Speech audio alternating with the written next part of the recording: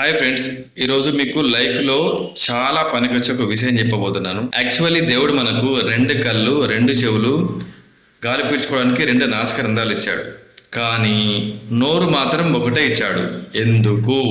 రెండు చెవులు ఎందుకు ఇచ్చాడంటే బాగా వినాలని. రెండు కళ్ళు ఎందుకంటే బాగా చూడాలి.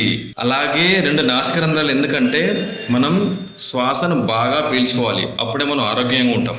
మనం శ్వాస సరిగా పీల్చకపోతే కొన్ని అనారోగ్యాలు వస్తాయి. బట్ నోరు ఒకటే ఎందుకు ఇచ్చాడంటే తక్కువ తినాలి ప్లస్ తక్కువ మాట్లాడాలి.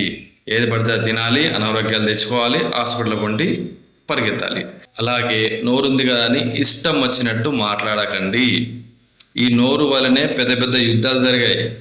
సో అందుకే దేవుడు మనకు ఒకటే నోరు ఇచ్చాడు.